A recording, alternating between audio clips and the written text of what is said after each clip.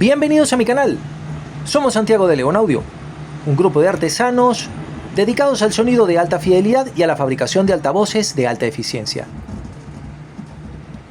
Este es el quinto capítulo que dedicamos a la restauración del conjunto Technics 9200 del catálogo de 1976. Y simultáneamente estamos intentando reparar el conjunto 9600 tope de gama del mismo año, porque afortunadamente los conseguimos los dos y he aprovechado para grabarlos al mismo tiempo para mostrarles las semejanzas y las diferencias de dos equipos que son de alta gama ambos, muy por delante de la calidad de construcción del resto de los componentes Technics del mismo catálogo, muy parecidos al amplificador integrado 8600, pero con un montón de detalles técnicos súper interesantes. Una recomendación que puedo hacerle a todos aquellos que sean entusiastas de la restauración automotriz y de la restauración de audio es: primero reparen el equipo. Nunca intenten restaurar un equipo que no funciona. Lo más importante es primero lograr que funcione para después hacer la restauración. En el caso que nos atañe en este momento, estoy tratando de hacer la reparación del preamplificador 9600, que tiene varios pequeños detalles sospechosos y curiosos que no terminan de funcionar. Como les mostré en el capítulo anterior, el preamplificador 9600 tiene varias características que lo hacen parecido en cuanto a la arquitectura y a la concepción del equipo a un amplificador integrado, y a un amplificador integrado de alta gama. Les voy a contar cuál es el problema que tenemos con este equipo para empezar.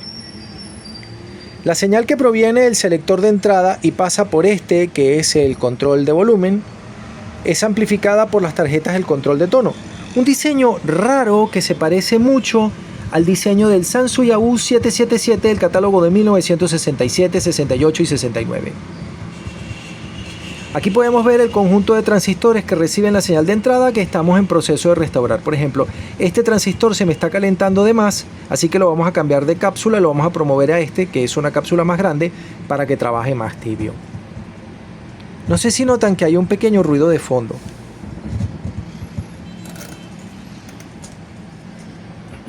Espero que lo puedan apreciar. Esos altavoces que están allá arriba están conectados al amplificador integrado Pioneer SA9900 utilizado como power, mientras que este 9600 Pre está conectado con él. Quiero que lo vean aquí.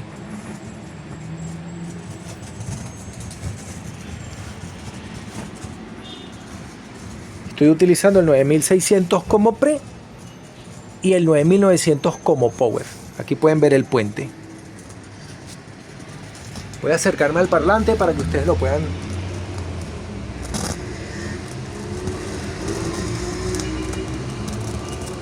apreciar.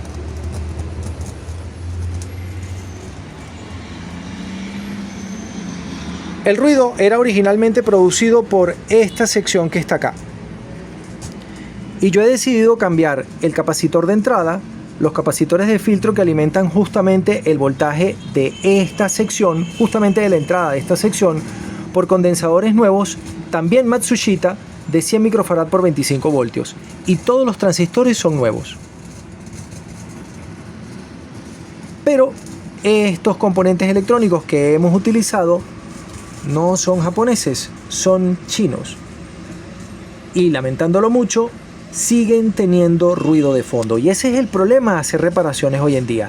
Ustedes con la mejor disposición del mundo pueden colocar componentes electrónicos nuevos y darse cuenta que he cambiado todos los transistores y el resultado es el desastre que están oyendo de fondo. Espero que el micrófono del teléfono lo pueda percibir para que ustedes lo oigan.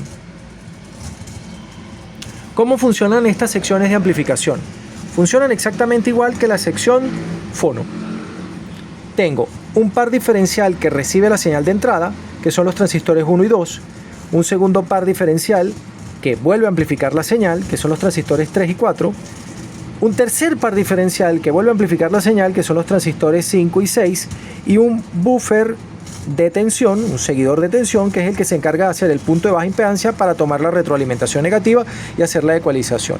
Aquí han hecho exactamente lo mismo. Es una etapa más sencilla, pero tenemos... miren que está conectado, que no es mentira.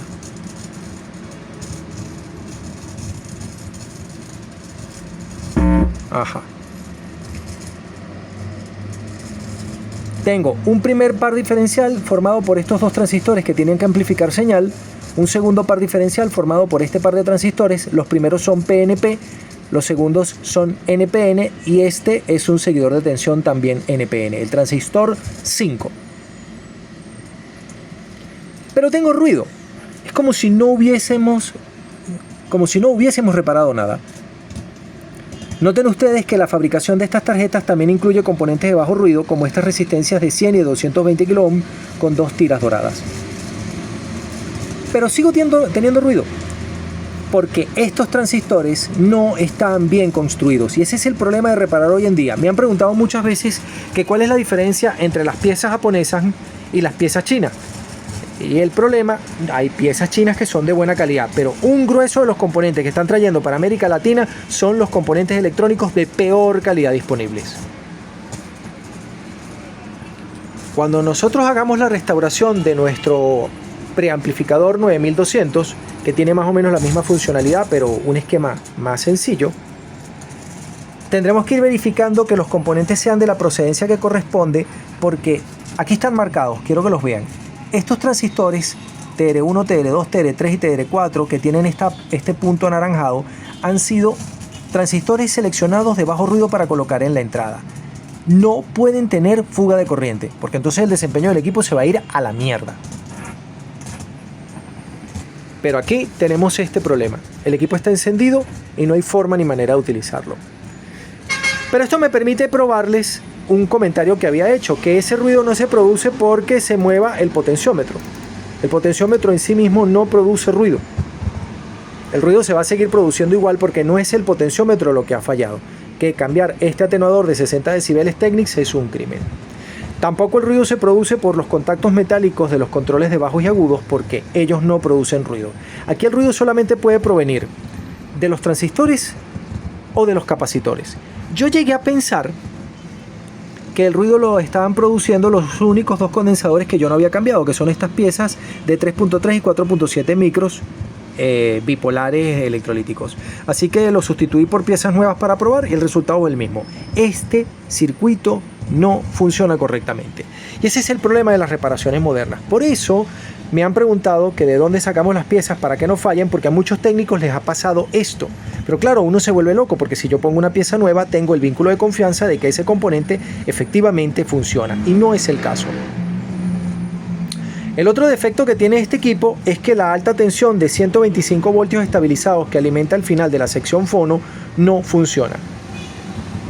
Como yo les había comentado, este equipo tiene dos fuentes de alimentación. Una fuente partida que alimenta casi todo y una fuente de alto voltaje que alimenta a la sección fono. Más sencillo en el caso de nuestro amplificador, de nuestro preamplificador Technics más pequeño.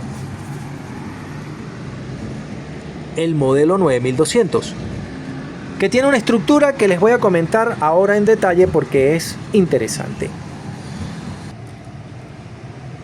Como en todos los preamplificadores, la señal es recibida por detrás o a un lado con un conjunto de terminales RCA hembra que permiten hacer la conexión de la señal. Cada terminal hembra tiene dos polos, el interno, que es la señal, y el externo, que es la tierra o el retorno. Un punto de tierra adicional, en caso de que tengamos mucha electricidad estática, la podemos descargar por aquí a una verdadera toma de tierra. No la porquería que vendían los mexicanos, que era una caja llena de piedra pome o vaya usted a saber de qué. No. Detrás de este espacio tenemos, vamos a darle la vuelta al equipo para que ustedes lo puedan apreciar, tenemos el cableado de los terminales. A pesar de que la señal está siendo conducida dentro de una jaula de Faraday formada por la caja de acero que opera como blindaje, todos los fabricantes, desde sus equipos más humildes hasta los equipos de más alta gama como este, tenían cables apantallados para conducir la señal. Un cable apantallado, para el que no haya oído ese término, es un cable que tiene por dentro el polo vivo, es decir, el cable blanco o el cable rojo, y luego una malla tejida de alambre de cobre que se encarga de hacer pantalla para que no se induzca un voltaje a través de un campo electrostato, un campo eléctrico externo, y no induzca señal, que sería interferencia. Esa es la manera de conducir todas las señales de entrada y de salida desde los conectores RCA hasta el selector de señal. En este caso el selector es este que está acá. Este es el selector de señal y estos son los conmutadores que me permiten hacer algunas cosas adicionales. Ahora vamos a ver el equipo desde abajo. Toda esta maraña de cables apantallados, como se hace en todos los amplificadores que les he mostrado, van a parar aquí, al selector rotativo. Este selector rotativo es el que me permite seleccionar la señal que voy a dejar pasar.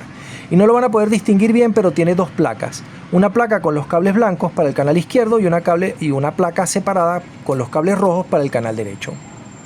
De ahí va al selector de modos, bucle de grabación, cualquier cantidad de cosas. Esa señal, la que se haya seleccionado, va a dos potenciómetros, el control de balance y el control de volumen.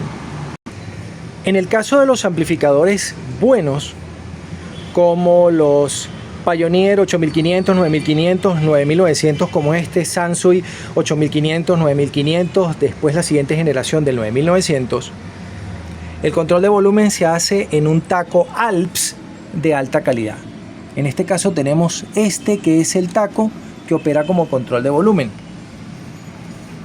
Ya se los voy a mostrar. Este taco es el control de volumen.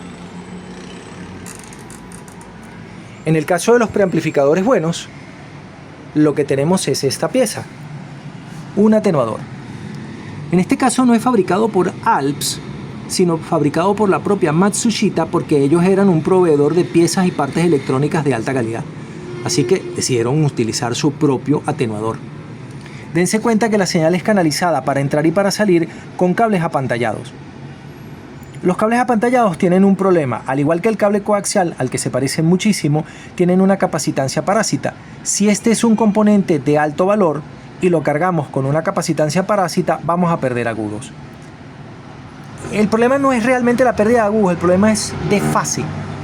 En la página española PSP Audio hablan con mucho detalle acerca de este problema. La señal que sale de aquí siempre es dirigida al preamplificador. En este caso el preamplificador está implementado en esta sección de la tarjeta. Entonces vamos a ver un cable que viene directamente desde aquí hasta acá. La señal es recibida con estos dos condensadores de poliéster metalizado y es amplificada por esta sección de transistores que tiene el esquema básico de un amplificador operacional. Pero hay una señal más pequeña. En la señal de entrada de todas las entradas del equipo, es decir, del tuner, de los auxiliares y de los dos bucles de grabación, nosotros esperamos unos 150 milivoltios. No es una señal tan pequeña, en realidad es una señal interesante. Entonces el fabricante utiliza justamente a la entrada componentes electrónicos de buena calidad, pero no tiene que ser necesariamente componentes seleccionados de bajo ruido. Para un equipo de esta categoría que quiere tener más de 90 decibeles de entrada, sí. Vamos a ver cómo yo lo oriento para que le llegue la luz y ustedes lo puedan ver. Miren, el resistor R207 de 150 kiloohmios tiene dos bandas doradas. Eso significa que es un resistor de película metálica. Así vamos a conseguir varios otros componentes electrónicos en esta placa, como esta resistencia de 220K, que son resistencias de película metálica, capacitores de baja corriente de goteo y transistores de bajo ruido, para que el paso de señal sea lo más limpio posible. Pero si hay un lugar donde el fabricante tiene que esmerarse, es en la sección fono. La sección fono es la otra mitad de esta tarjeta, este trozo que está acá. Porque aquí podemos recibir una señal de apenas 2 milivoltios, aunque las cápsulas modernas inducen 4, 6, tal vez 8, depende del modelo. Por eso, si el fabricante fue escrupuloso haciendo esta sección, fue muy escrupuloso haciendo esta otra sección. Aquí tenemos capacitores de gran valor, los vamos a cambiar por unas piezas más grandes, de 1 microfarad 50 voltios del mismo fabricante. Transistores seleccionados de bajo ruido, resistencia de película metálica. Les voy a enfocar una para que la vean. Miren, ahí están. Aquí tenemos una resistencia de 220 kiloohmios y aquí una de 390 kiloohmios de película metálica. Así el resto de los componentes, como por ejemplo estas resistencias que están aquí, son de bajo ruido. Todos los componentes se han seleccionado para ser de bajo ruido, aunque esto tiene un defecto de diseño que les voy a describir en un momento. Pero si hay algo que es importante del diseño de todo preamplificador, es su fuente de alimentación. Nuestro proyecto 311, que no lo hemos terminado, tiene Para resolver este problema también, como yo les había comentado, una fuente de alimentación de 40 voltios de bajo ruido, que es importantísima para que la sección fono funcione correctamente. Aquí, por ejemplo, en este amplificador integrado Pioneer SA9900 del catálogo de 1975 podemos ver lo mismo. Esta es la fuente de alimentación de la preamplificación y podemos ver capacitores especiales, una línea con retroalimentación negativa, los transistores regulador de voltaje positivo y negativo, porque esta también es una fuente de bajo ruido. Ahora vamos a ver la fuente de nuestro preamplificador Technics. Para el diseño de nuestro pequeñísimo conjunto 311, que pronto vamos a terminar porque estaba complicado con un detalle del amplificador, hemos diseñado una fuente de alimentación muy sencillita de solo 2 transistores, pero de bajo ruido, con retroalimentación negativa local, de tal manera de que nos ofrezca un rizado de salida y una interferencia de salida muy pequeña que le permita a la sección fono conseguir un sonido limpio, que es lo que nosotros queremos. En el caso de este preamplificador Technics pueden darse cuenta de que se repite la fórmula de aquella fuente de alimentación Pioneer que les acabo de mostrar. Aquí tenemos los puentes rectificadores positivos y negativos, los 2 filtros principales, que en el caso de este equipo, al igual que en el amplificador integrado Pioneer que les acabo de mostrar, son unas piezas de 470 microfarad, en este caso de 63 voltios, de terminal de alambre grueso, para que tengan un ESR muy pequeño y la señal del voltaje de salida sea muy limpio. Aquí vemos los 2 transistores que operan como reguladores de voltaje, aquí vemos los transistores que hacen la retroalimentación negativa y aquí vemos los diodos Zener, por lo menos uno. Aquí hay un grupo de capacitores que se encargan de hacer la misma función de limpiar el voltaje. Aquí vemos los potenciómetros que permiten ajustar con precisión el voltaje de salida para que tenga más 30 y menos 30 voltios como se espera.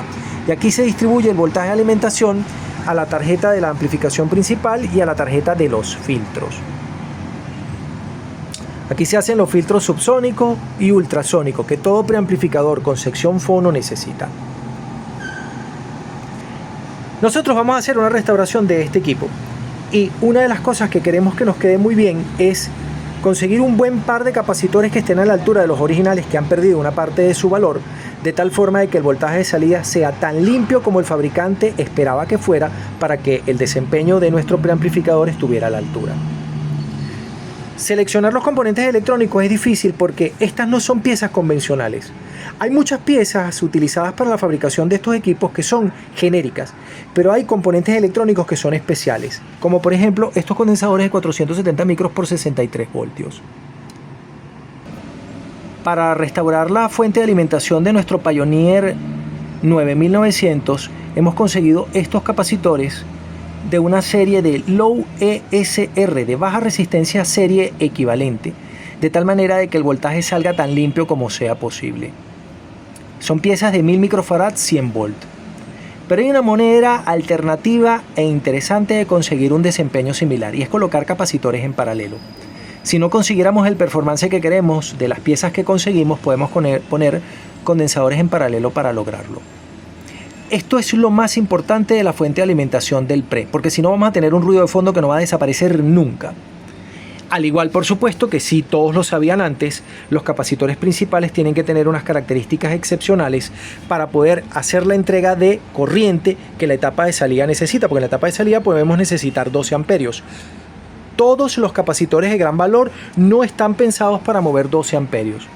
Por eso, estos condensadores originales de 22.000 microfarad por 63 voltios tenían terminales de lengüeta y estaban pensados para tener un muy bajo ESR. En el próximo capítulo seguiremos intentando que el preamplificador 9600 funcione como debe y que este preamplificador tenga una restauración que lo ponga en condiciones para poder ofrecer ese sonido espléndido que seguramente estaba pensado para dar. Lo hemos probado y funciona perfectamente, pero tiene las deficiencias del deterioro acumulativo de las piezas que lo forman. Desde Santiago de León de Caracas, saludos y suerte.